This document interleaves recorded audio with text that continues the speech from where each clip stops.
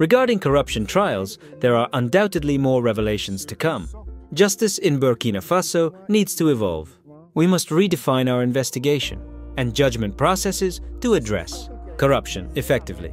To conclude, I call on everyone, especially intellectuals, to rally around President Ibrahim Traoré, love their country, and fight for it. Burkina Faso has given us everything: education, jobs, salaries. It is enough reason to sacrifice for this country.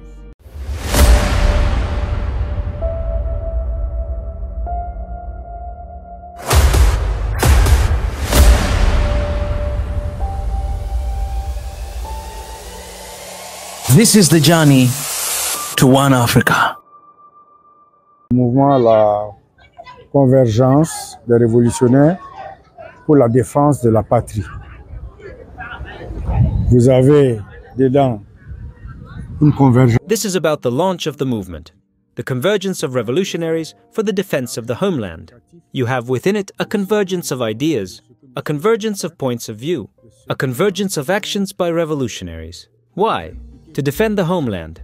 I believe that is largely self-explanatory regarding what we want to do, what we wish to accomplish, and what we intend to engage in. I would first like to take this opportunity to thank and congratulate the authorities of this school, who very quickly understood the essence of our approach, the significance of our mission, and have embraced it. Thus, we came to Nelson Mandela High School. This is not just any school. It is a school steeped in history because of its name.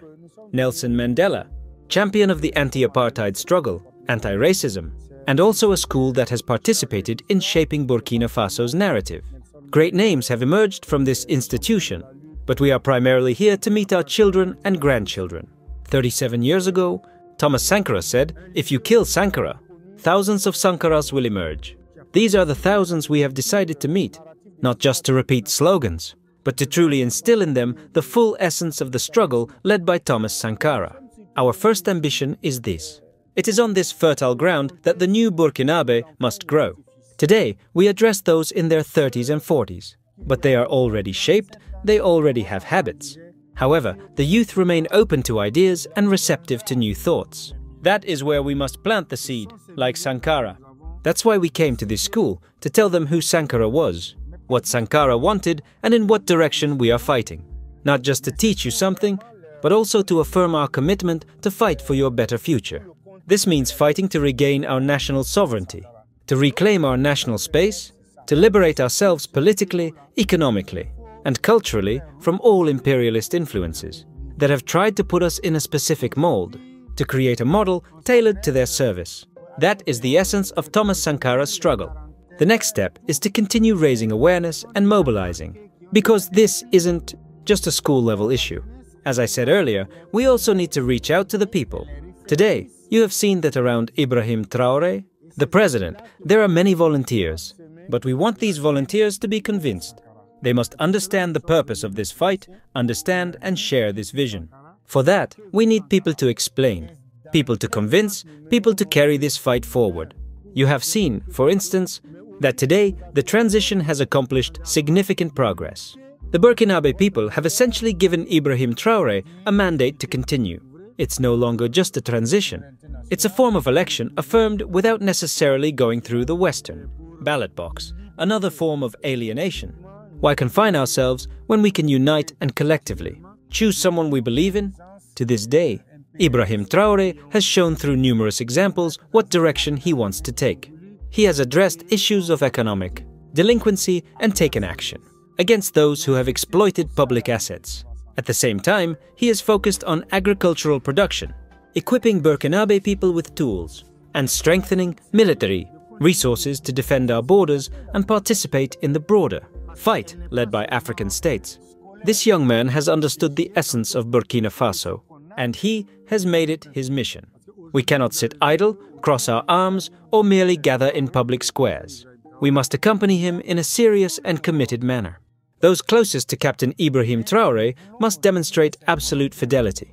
We who are on the outside observe everyone closely, and we will not tolerate any betrayal like that experienced by Thomas Sankara. It must be clear that we will support him, and those who are with him must support him with the same sincerity and loyalty.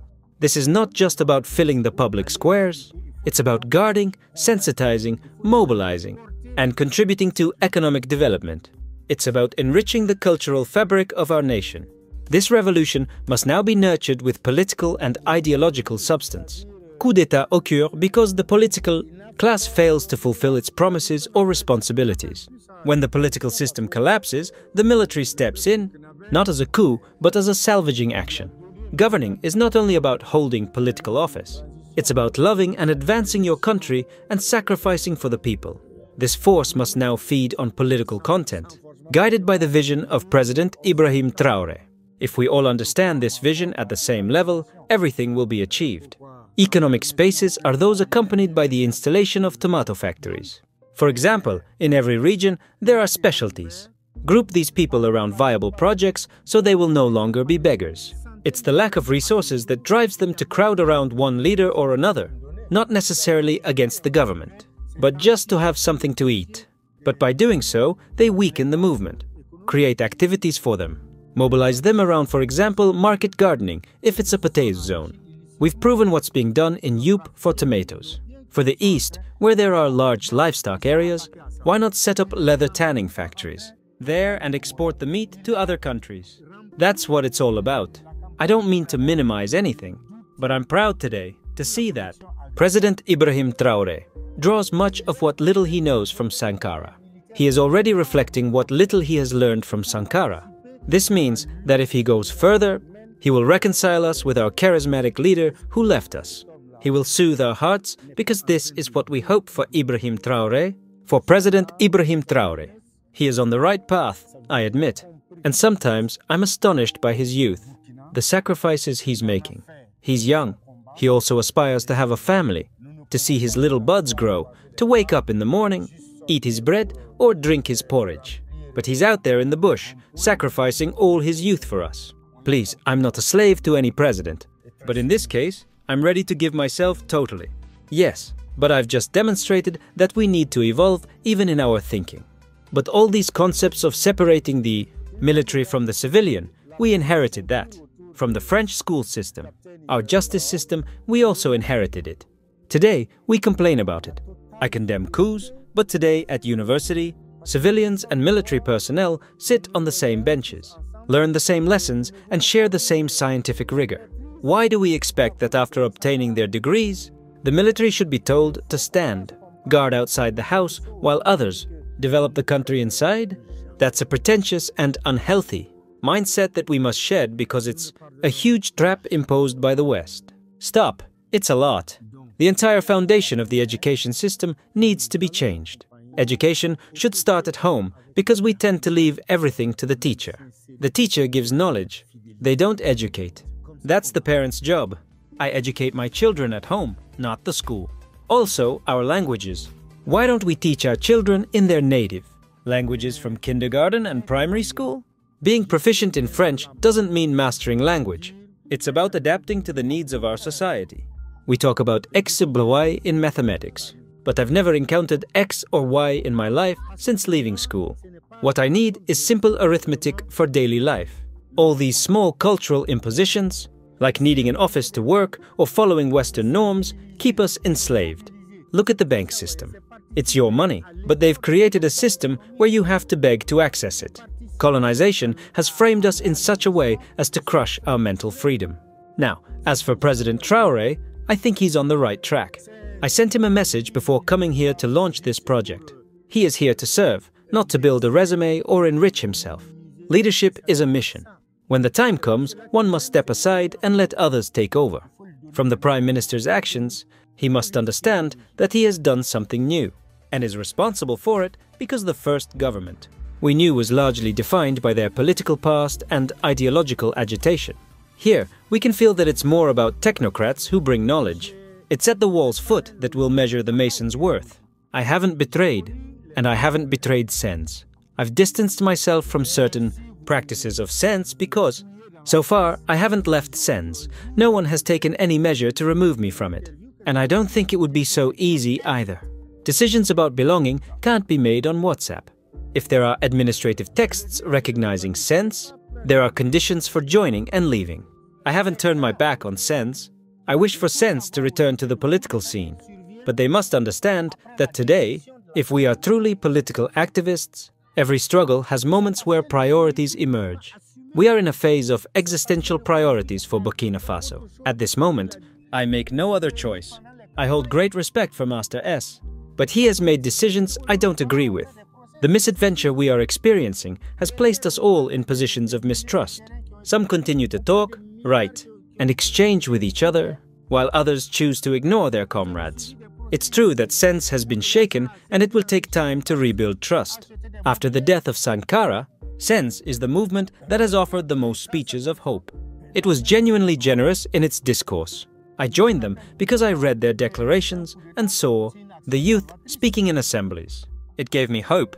After Sankara, I finally heard words that brought relief, words about working for the people, sacrificing for the people.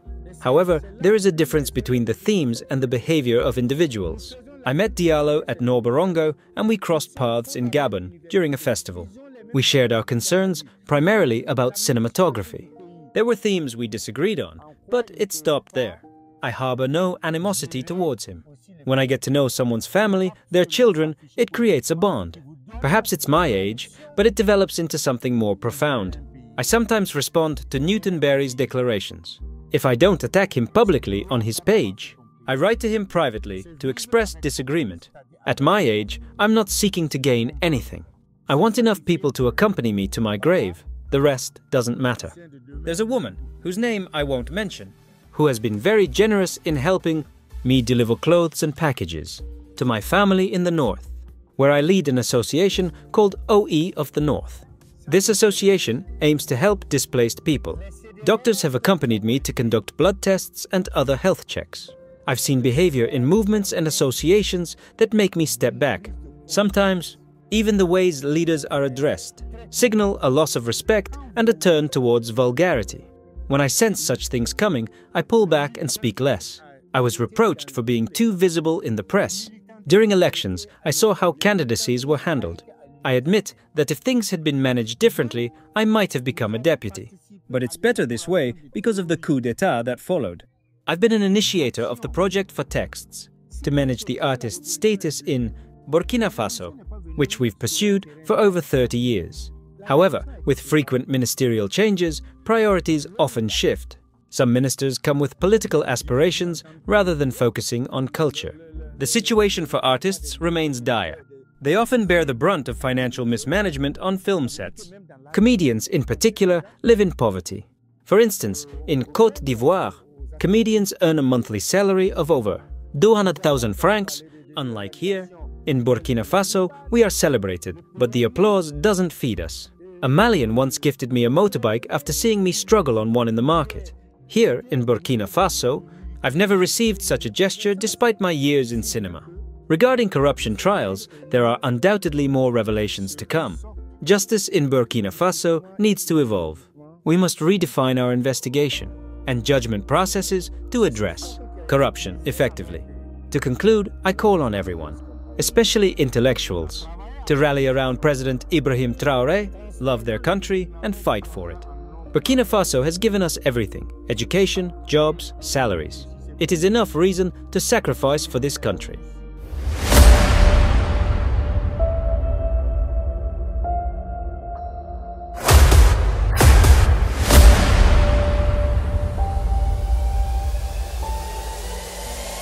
This is the journey to One Africa.